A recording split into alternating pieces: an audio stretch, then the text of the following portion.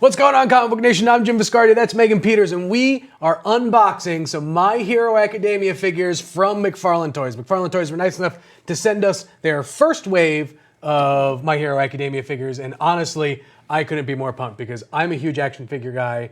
I love My Hero Academia. Same. Honestly, these are I think I love these figures. We're gonna get into all of them, but when at first glance, just seeing them when they came in, I love it. I was just like, it's an interesting first wave of choices. So we have them all here. Obviously, you can't not have a wave, and we have them back here with Izuku Midoriya and obviously All Might. So we have two normal figures and two variant figures, which are pretty cool. But also Bakugo and Shigaraki.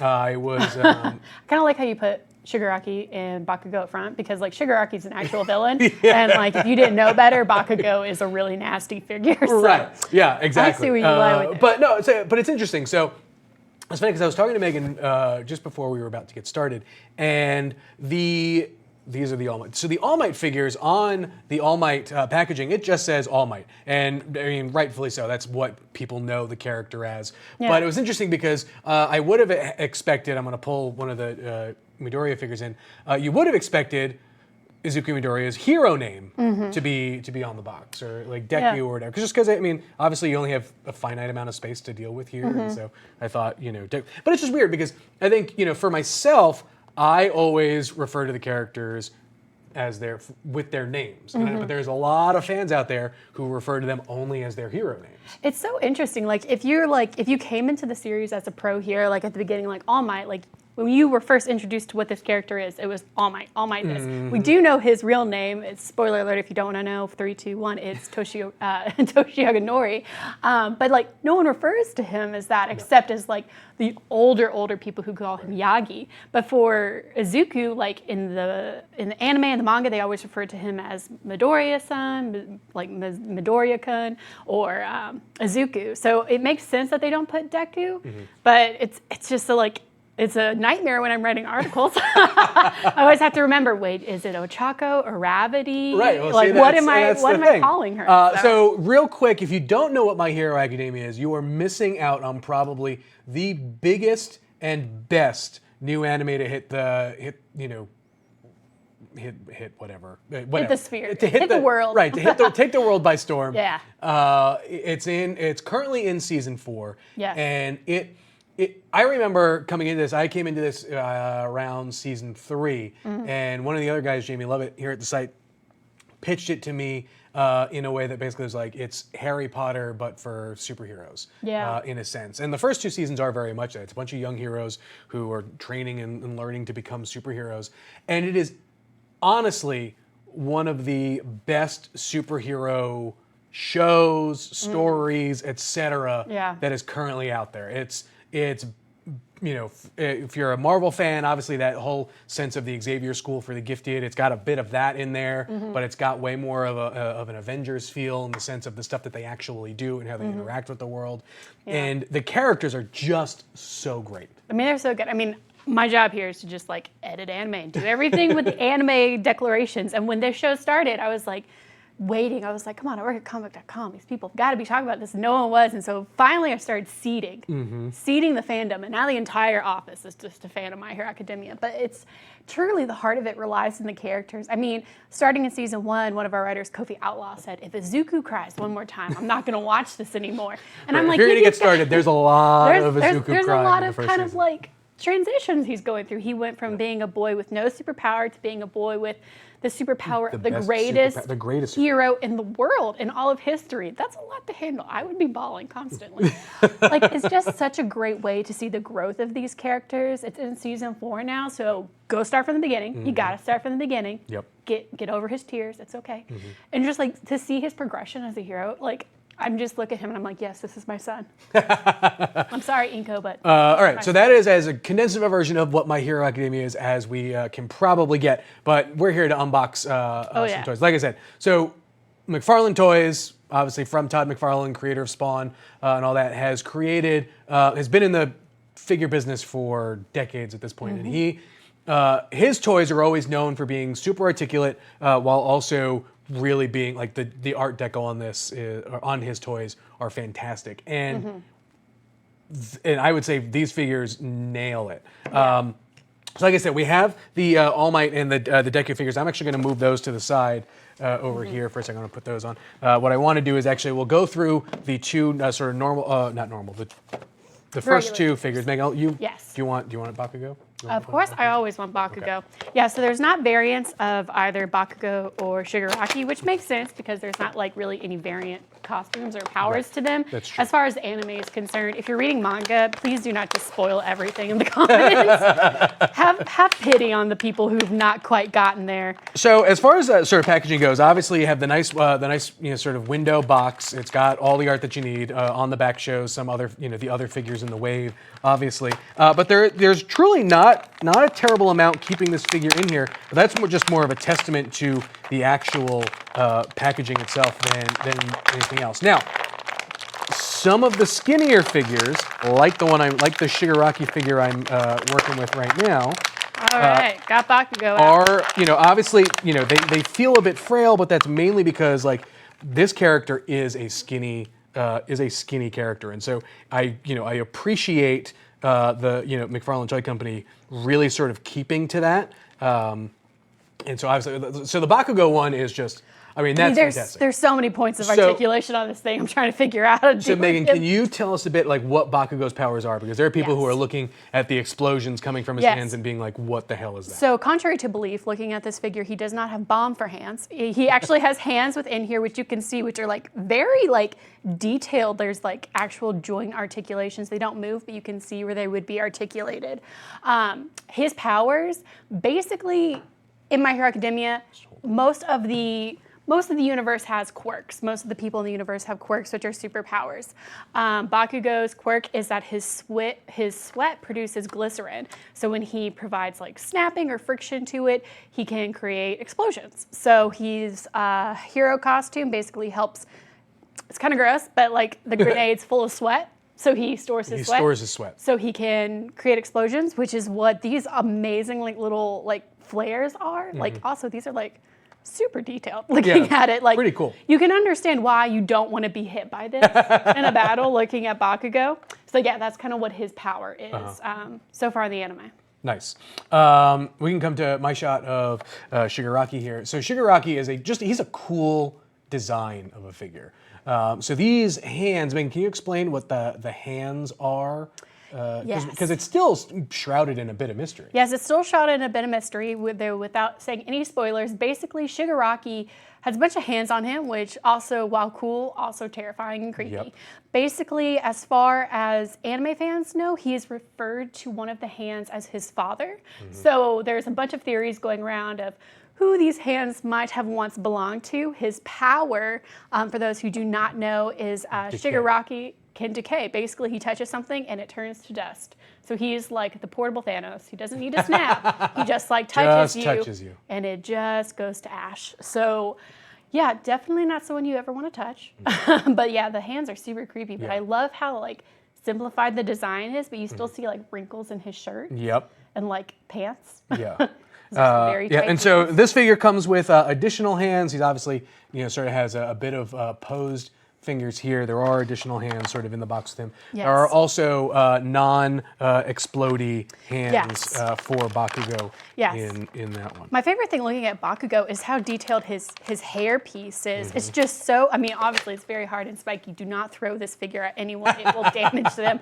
But like, it's so like, it's more detailed than like the anime or manga by sure. It's very cool. I definitely love it. This costume looks great. Very, very impressed with my very explosive child here. Nice. All right, let's get to the All Might and the Deku. So, see, now I just called him Deku. It's all right. It's all right. So, we'll start with. We can start with All Might first. Blue costume is the costume that everyone sort of recognized. It's the one we were first introduced to, and then the movie came out. Right, when the movie came out is when this costume was released, and it's so cool because this is referred to as his Silver Age costume. So if you're a comics fan, you know about the different ages of the comics, and in being various years in which Yeah. these, the books were published and things like that. And so for All Might to have a Silver Age costume, and to be totally honest with you, I love the Silver Age costume. It's so good. I mean, the cape. The cape. So, I love the cape. All right, Megan, which one do you want to open? You want to open Silver Age or you want to open... I absolutely want to open Silver Age. Okay, fine. Is that even a question? Oh, man. Like, it's so interesting, too, because the cape is such a cool factor for the All Might design that I want to know, and if they've said it in the manga, I don't read the manga. I try to keep myself to be surprised with the anime. But Megan, do they tell you like why All Might ditched the cape, or did he just ditch it and maybe that'll get explained to us? I mean, hopefully he ditched it because he watched The Incredibles and learned that capes are deadly. Yep. In the movie in which this figure was really prominently featured, we meet the person who created this design. And he didn't ever really say why there was a cape. I mean, people have theorized aerodynamics. I mean, his quirk doesn't actually let him fly, but he's powerful enough that, he can fly if he wants to. Oh, there's tape that I was totally missing. Oh yeah, here. tape on the feet. Tape on the feet. Okay, so we can look cool. at this. Like, this is a sturdy figure. Like, that is my fist. This is the size of that figure. It is very. I mean, All Might is a larger than life character, and so to see everything from that to the Megan pointed out sort of the even just like the hair, like it is just painted in a way that is looks a bit more realistic because it is a figure, still carries a lot of the aesthetic from the anime and from the manga. This is even as much down to his butt, which is really interesting. Yeah, that's a lot of All Might butt there. That's like a Nightwing butt. Anyone?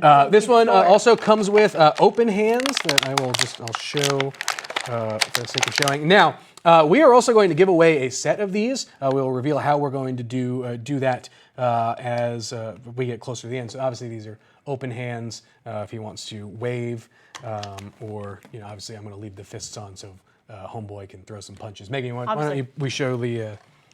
Yes. So, gotta come closer. Yeah, this is the Silver Age All Might, the one that is my personal favorite. So opening this took a little bit of time because his arms are so beefy. For those curious, this cape does come off very easily. There's just like a little hole in the back here that you can see, and the cape. There's a hole in the back of the regular one if you want to put a cape on All Might. All right. The regular one, the creator of totally Kohei Horikoshi, of My Hero Academia, needs to see this, so he knows to bring the cape back. Here's what it looks like. It looks so great on the classic costume. If you're watching this, trend it on Twitter. Hashtag bring the cape back. But yeah, so this is the Silver Age All Might costume. Clearly you can see he has a bunch of similar elements. He has the yellow gauntlets on his arms, similar belt. Really the biggest design change is his shirt, which is red with a bunch of kind of white decals. For those who watch the anime, this suit is Izuku Midoriya's favorite, and it is my favorite. I also just want to point out that the tops of his feet articulate. Like there's like articulation. Yeah, I think there are on the boxes it says there are 22 points of articulation. That is something that like McFarlane is incredibly proud of with his figures. Is he wants you to be able to pose this stuff in a way that is just his torso. I mean, there's so many points of articulation here. You could do whatever you needed to do with this, which is amazing. All right, let's move on to Deku. Yes, it's time. It's time for the star of the show. So Deku, and we kind of touched on it very briefly. Deku has inherited All Might's power. All Might's power is all for one. And one for all? One for all, sorry. It's very difficult. Get them confused every time.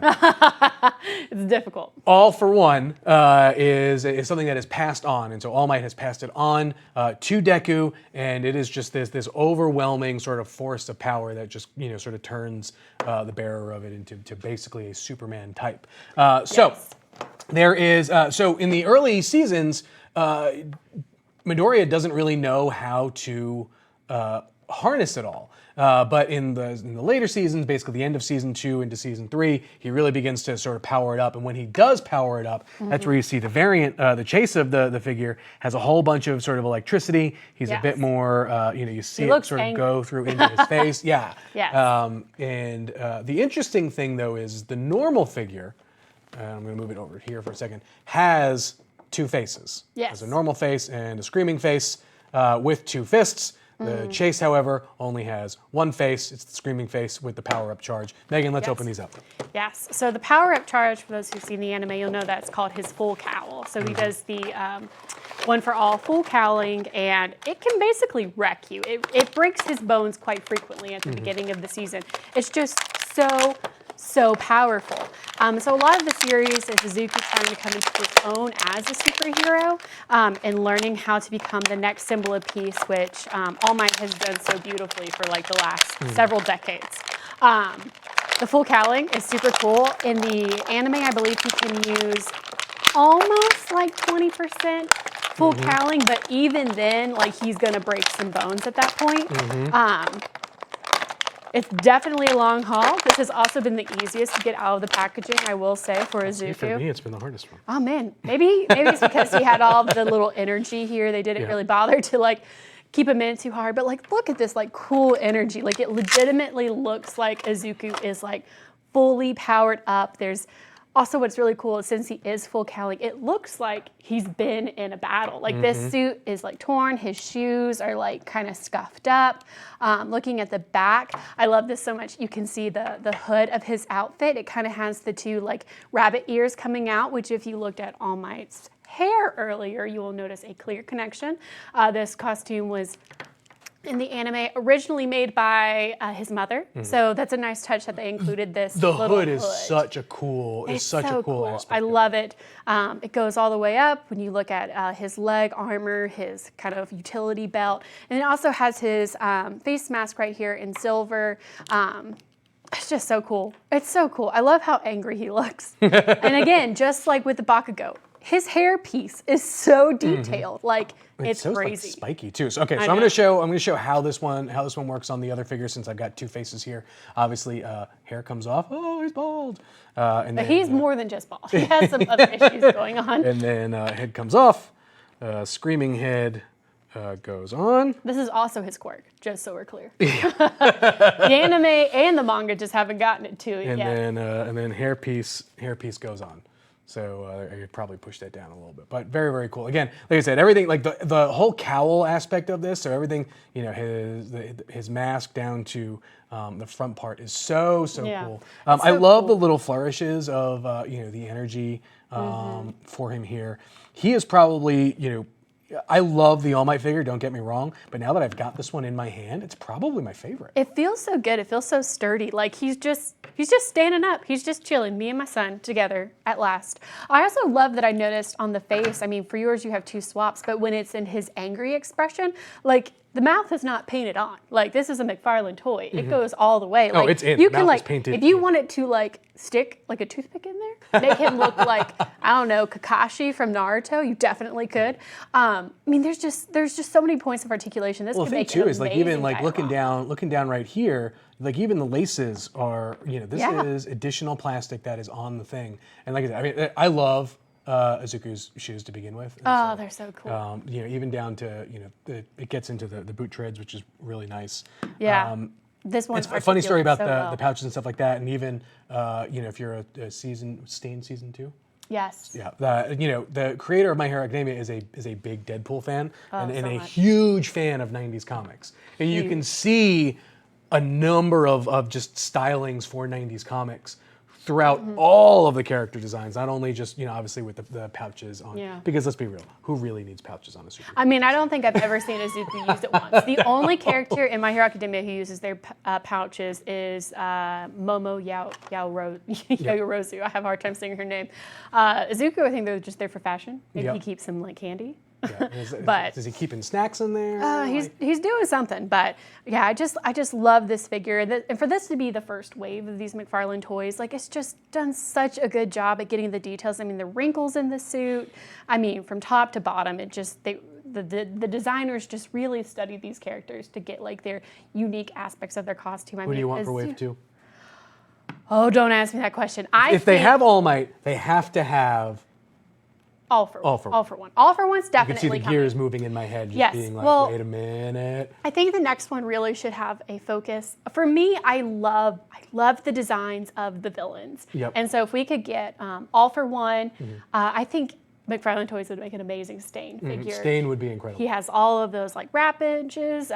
There's also a villain in season 3, yes, at the end of season 2, named Dabby, who would do so well. Really but in terms of heroes, I mean, I feel like we have to have Ochako and Ida coming. Ida is a character who has engines in his calves, so he can run like super fast like the Flash. And Ochako has 0 gravity powers, so she can just basically touch you and you will float into space. And she could kill you if she wants, unless she just taps her hands together and brings them back. I would love to see those 2 heroes, especially. But since we got Bakugo and 2 All Mights and 2 Izukus in this wave, I would love to, if we can get a close up. Love the villains. Who do you want? I mean, I want a one for all, clearly, but I think Ida's a great choice. I would love to see Yorozu get a figure, and she's got a fairly plain design, but I think Ochako needs one. Froppy would be a great figure. Froppy is always a perfect choice. Froppy is she's basically a frog girl. That is what she is. That's all in her design. Yes. There's also a character, Kirishima, who his skin hardens, you know, just who had a big episode. Had a big episode this weekend. If you saw that episode and you know what happened to him, his design in that episode as a figure would be so great. Controversial opinion, but I want it. Mineta. No, stop. I was just going to say no Mineta. You have to have Mineta, because if you like him, there's not many figures you can get of him. There is a niche in the market that needs to be filled, Jim. But if you hate him, you can still support McFarlane Toys, appreciate the design, and then throw him away because you hate him, or give it to someone else who's maybe your enemy. Yep. But yeah, no, I definitely would like to see eventually at some point with this wave cover, if not all, the majority. We need an eraser head. For sure. Eraserhead would just be horrifying. I love him so much. He's probably my second favorite character, second to All Might in this. I only want an Eraserhead if it comes with an accessory backpack for him, like a sleeping bag for him to sleep in. The whole joke is that he teaches Izuku's homeroom class. He's a great pro hero, but he just rolls into class every day sleeping in his sleeping bag. So that would have to be an accessory. Cool. I think obviously another one that I would love to see, and we're going to have to wrap this up, is Endeavor. And so there's, in the world of My Hero Academia, there are pro heroes, obviously one of which All Might is. They get ranked basically like your favorite sports teams. All Might was the #1 hero. Endeavor is the #2 hero, correct? Yes, currently, yes. Currently. And so there's there's such a giant cast of characters. I know that like McFarlane can't obviously roll them all out. But we want them to. But we want them. we want them to. So these figures are $20. You can find them basically at specialty stores, comic book shops, GameStops sell them as well. So definitely, if you're a fan of these, check these out. They make great additions to your desk at office, your desk at home. They make great nightstand figures if you and a loved one are big My Hero Academia fans. I currently have Silver Age All Might sitting on top of like the ridge of my lamp. So when I turn my lamp on, there's like a shadow of All Might on my ceiling. I have used them as Christmas ornaments. I have stuck them into my Christmas tree, sitting on various branches because they're just super cool that way. If you would like to win a set of these, all you got to do is tag Megan and I on Twitter with the hashtag CBMHA, and we will pick a winner from there. So hashtag CBMHA, Jim Viscardi, at Megan Peters CB. This has been another edition of Comic Book Unboxed, and we'll see you next time.